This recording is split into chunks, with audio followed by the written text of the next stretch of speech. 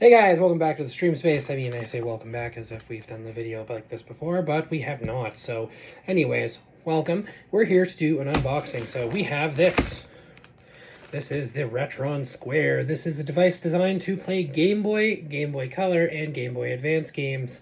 So I'm actually pretty excited to pop this open. I read about these. I saw one at a game store that we have here. And I was like, well, I buy a lot of Game Boy games, or I mean, at least I have been lately. And it's like, but I want to play them, but I don't want to burn out my Game Boy. So we have a Super Game Boy, the Super Game Boy for Super Nintendo, and it's cool, but it is limited at only playing first generation Game Boy games. So all the Game Boy games that look like basic cartridges, and I'll give you an example.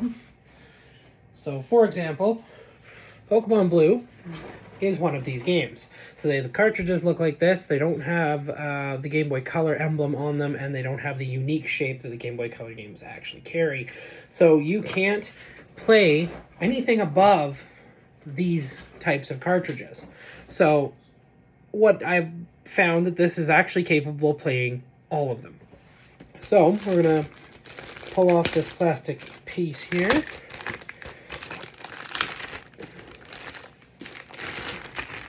Okay.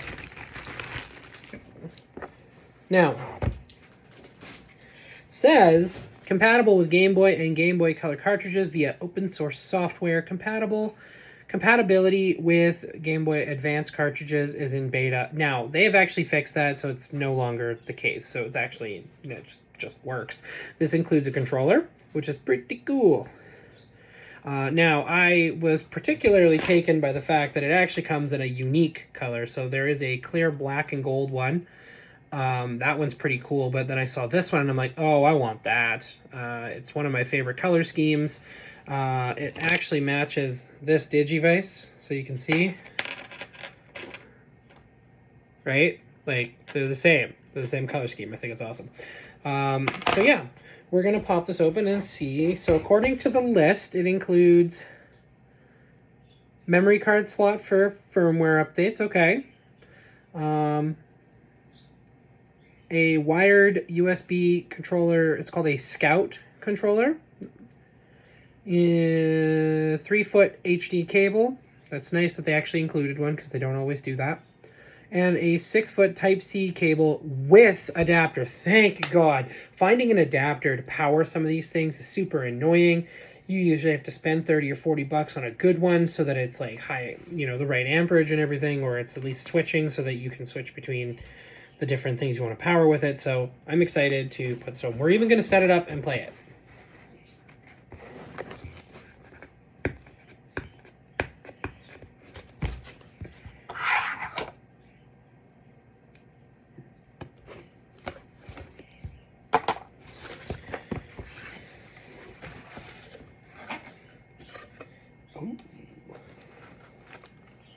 Okay, so, and if anybody who doesn't know, Retron is actually a company that does a bunch of different consoles that you can buy. And they are kind of geared the way this is, so they are set up so that they can play the original games that they are designed for in hard copy. So, like, if you can't find an NES, you can get one from them. They remake it. They build it so it's capable of playing the cartridges and such, so... they've got one that's capable of playing like Super NES and NES. So, I mean, I think that one's pretty sweet. But I have an actual NES and NES, so no point. Okay, so we got some nifty little containers that everything's in. Keeping everything nice and organized in the box. It was actually pretty clean. I was quite impressed. Okay, let's give you guys a good look of the actual device. So it's not very big, which actually I kind of like. It doesn't take up a ton of space. So this is how tall it is. That's how big it is from like this is the actual device. So give you a more detailed look. So you have your traditional fare. You have the Hyperkin emblem up here. You have power, reset, and the USB cable port for your power cable. You can actually change this between 4.3 ratio and 16:9. So that's actually pretty cool. It upscales in 720p, so that's pretty sweet. They gave us a memory card for it, which is pretty sweet. It's a really basic 512 megabyte one. That's just, again, as they said, for updates. So if you need to update, you pull that out, go update it, put it back in, and it should read it. So let's give you a really good look. So you can see it's that clear teal. You can see the basic electronics inside. So this will actually look pretty sweet on a desk, I think. And then you have your basic ports. So we have some Type-C and the memory card slot right here. We have the HDMI, and then you have an upscaler switch, which right now is currently sitting in 16:9. When we set it up, we'll actually check that out and see what that means. So let's take a look at some of the other goodies that we got here.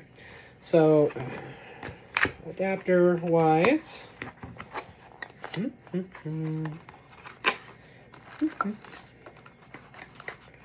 okay. So we got a Type-C to USB cable. That's what that is. And here's our, sorry, if that was USB to Type-C, let's say it properly.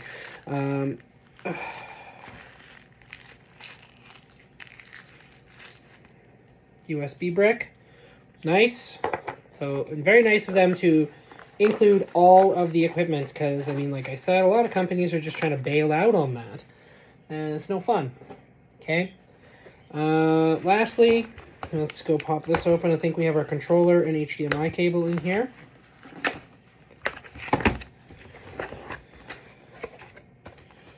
Okay, and it's actually a really good length controller cable. I'm impressed with that. Okay. Ooh.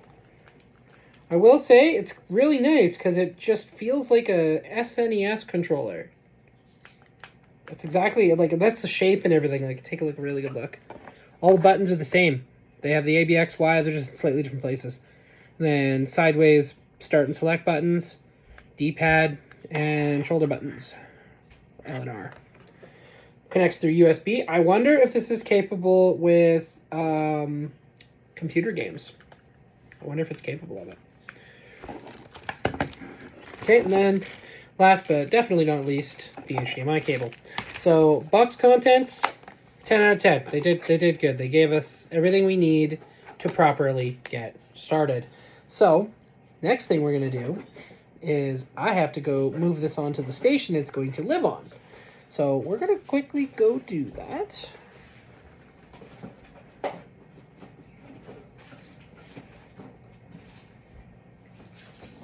So we're going to break away for just a moment and hook everything up. See you guys in just a sec.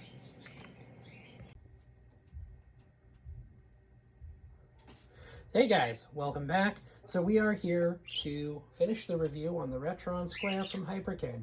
So we got it hooked up. We've got our games. We've got our controller. And we got our TV. So we're ready, and we got our cat for supervision. We're ready to actually give this guy a play. Now, I'll give you a little intro here. This is my retro station. So this is built currently to play multiple generations of older stuff. So you have a classic Xbox, a 360, a PS3, a PS1 that is not currently hooked up and is going to be assessed and probably sold, and an SNES with a Super Game Boy in it. And just for shits and giggles, that's my lightsabers. I have a lot of those. Anyways, one of my favorite things is my custom one. I built it from the Master Replicas Custom Effects Kit. Pretty cool. So anyways, we're going to pop this guy. We're going to pop a game into this guy. So for our testing, we have Monster Rancher, Episode 3, and Tetris. We're going to start all the way at the back. We are going to start with Tetris. Just clicks right in there, nice and nifty. So TV is on a switcher, so we may have to switch it, so just hold on here. Let's give this guy some power. Oh, that's actually looks really nice. Oh, it switched automatically. Let's see what's happening. Oh, okay, so we're gonna pan over the TV here.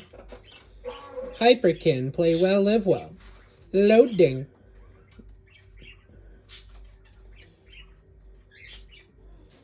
Oh. Let's try that switch that we'll flip the, that's better. I think some games will play better in the 16:9, but this is not one of them. So as you can see, we got Tetris playing on our TV here, which is super cool. So let's actually give it a try. Let's feel that controller.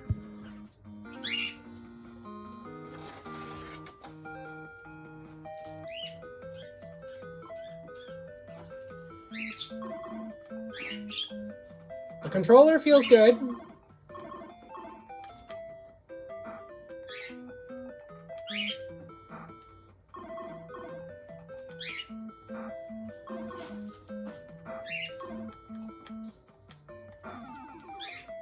First line.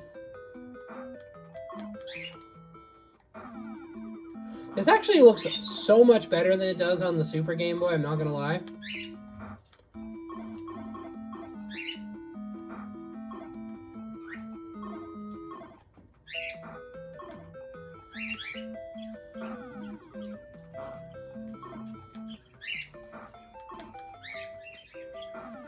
I'm a pretty solid Tetris fan. I actually really like Tetris. Now this was Gen 1, so this is a classic Game Boy game. I wanted to show you guys how these guys play on this, and I would say that I'm pretty impressed. I mean, it's nice and smooth. There's not a bunch of static or like kind of looking like film grain as you would see when you were playing on the SNES, like because just having to use old school composite cables. I mean, they obviously don't do the job that they would normally do. We'll finish this level and then we will move on to the next one. Now, we're probably not going to like do complete levels for everything because some of these games are RPGs and stuff, but just kind of like showing off the colors, and like it looks really vibrant and nice. Obviously, the appearance of the system doesn't look half bad either, so like honestly, I really feel like this was $115 Canadian, and honestly, it was probably the best $115 I've spent. It means that I don't have to burn out the Game Boy, but I can still get that really gamer feel of plugging them into the system and clicking them down and pushing the power button. Like, I get to keep that, but also not burn out all the handhelds that I do have. And I will say, I do have quite a few. Burn that out. The controller's nice and is nice and clean. It feels smooth. I mean these are 8-bit and 16-bit games and stuff, so it's like kind of expected.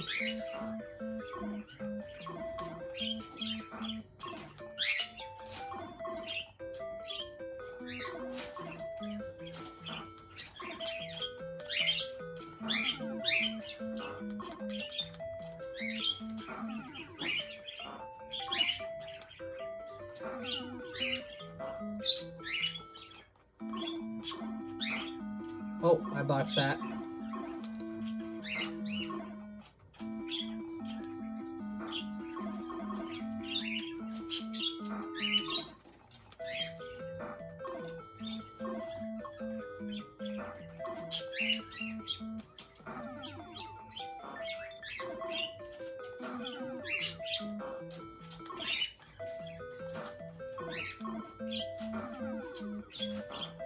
Now I've unbotched it.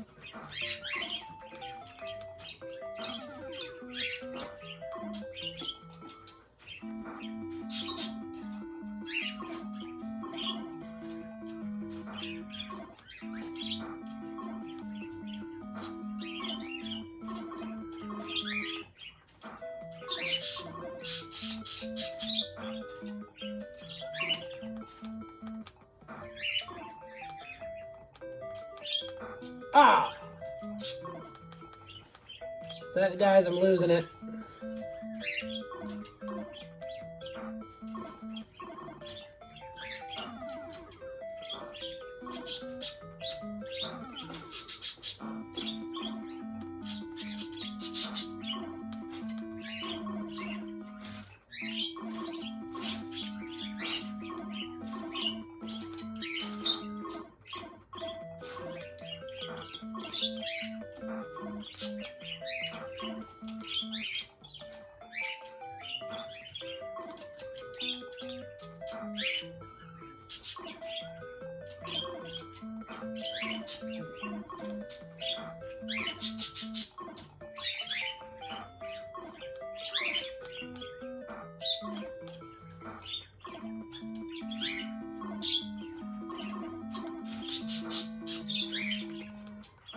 We're getting parts screwed because we're not getting any of the stuff we need.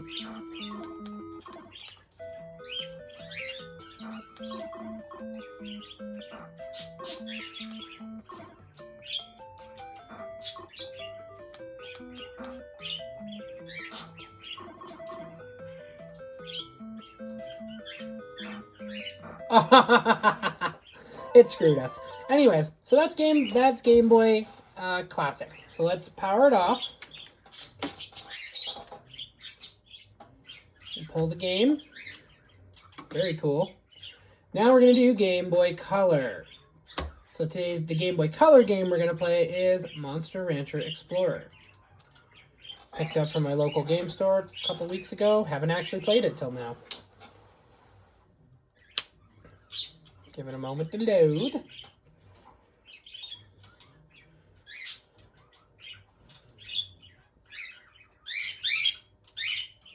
These guys do a lot of really cool stuff, though, so I really support, because they use open source software, too, to make it happen, so it's actually really handy to do things this way. So we're going to pop it open.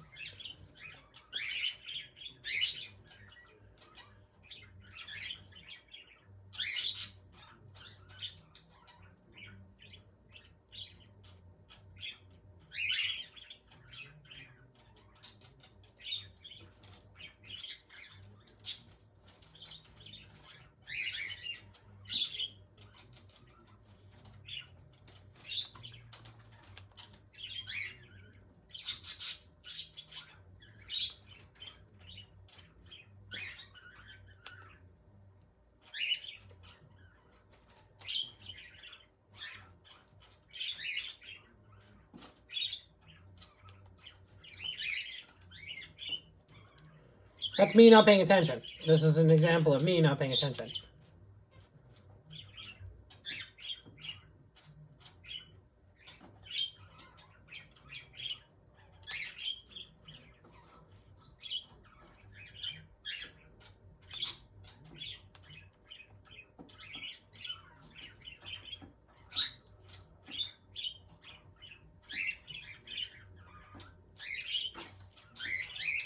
I don't even know what this game is about, so we're about to find out. Is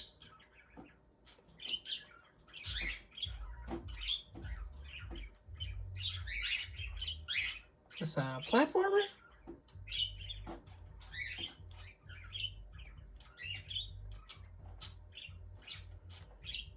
I'm not hearing any sound.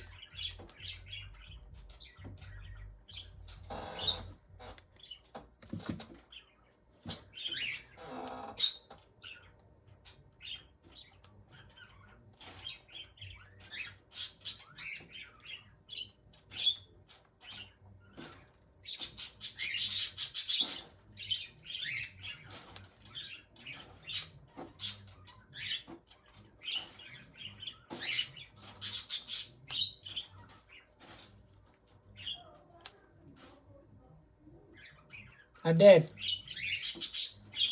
I totally died.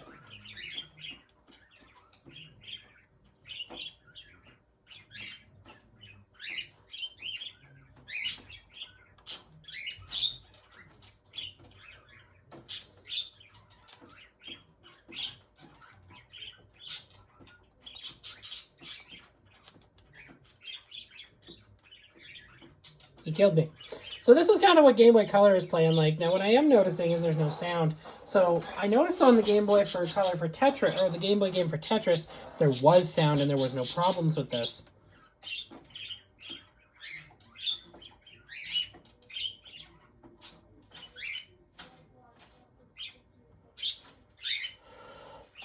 What is happening?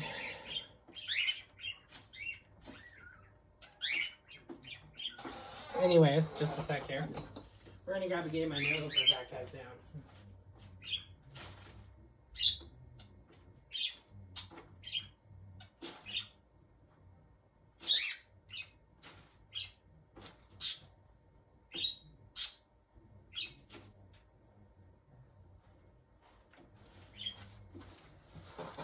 Okay, so we're gonna power it off real quick. I'm gonna check a game called, you may have heard of this guy, it's a little story about a wizard born into a non-wizard family, or born to a wizard family where his parents are killed. You know, not a big deal. I don't think he was very popular. It's a guilty pleasure Game Boy game from my childhood anyways. I did not like any other iteration of this game, but the Game Boy Color version was my jam, and I actually really, really liked it.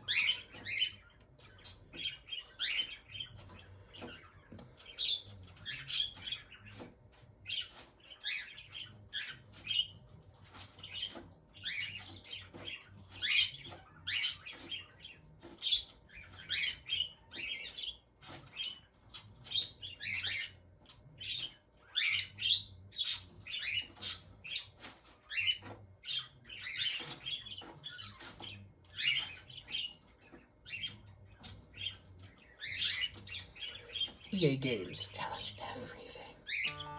Yeah, so it does have sound. It's playing sound on Game Boy Color. It seems that Monster Rancher is either configured in that save file that I used to not have sound, or it does have sound. I don't know. But anyways.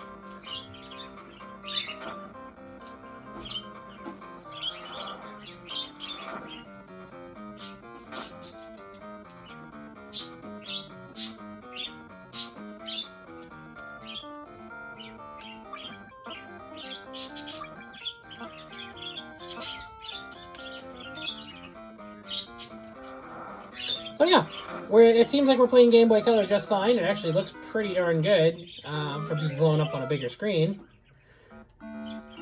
Now, obviously, this is Harry Potter, and this is a guilty pleasure game for me, because not a lot of people liked that version of Harry Potter. A lot of people criticized it for being super basic, but that was fine. That actually worked fairly well, I found. But let's move on to the last game in our list, which is a Game Boy Advance game, Star Wars Episode 3, The Beat 'em Up,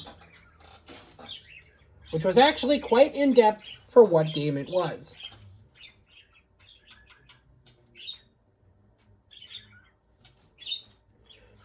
You have to excuse me, we have a choir of birds!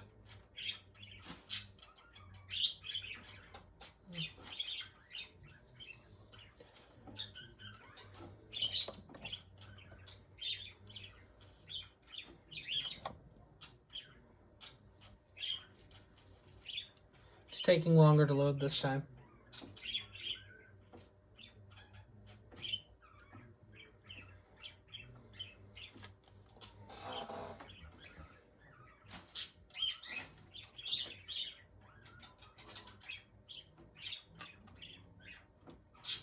We'll try again.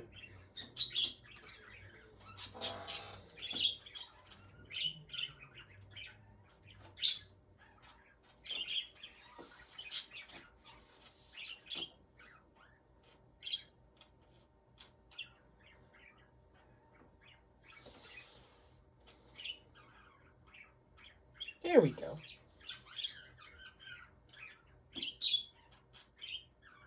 Seems to be taking a little longer this time with the Game Boy Advance game. This is the one that they had some issues with in the beginning, I guess.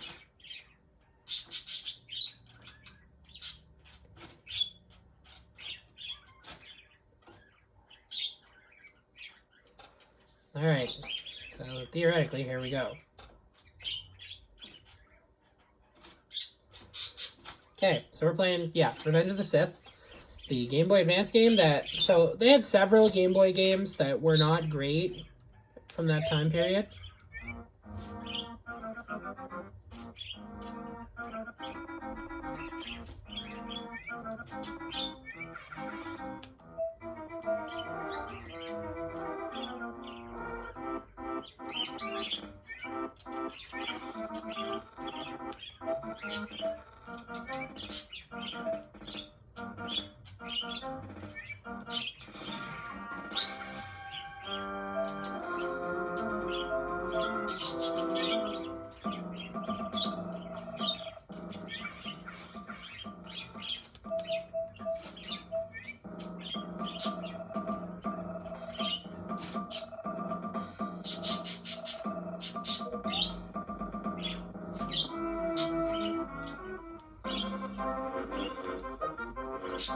Wow, this actually plays really good.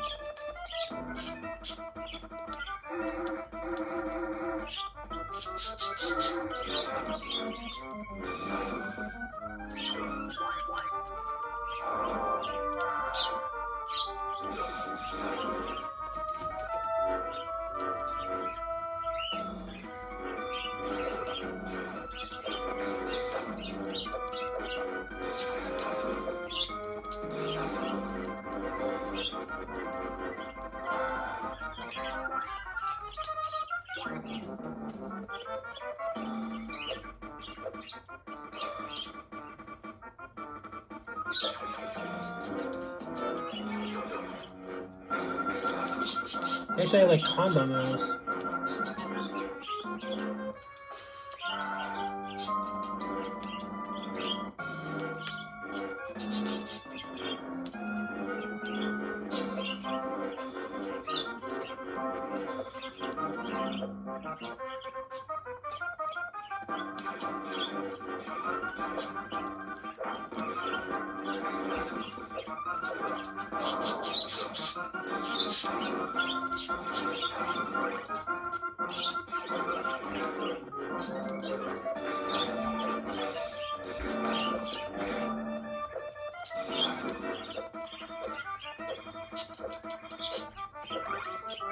So anyways, it's kind of a demo of it playing each type of game, which is still to this day impressive to me.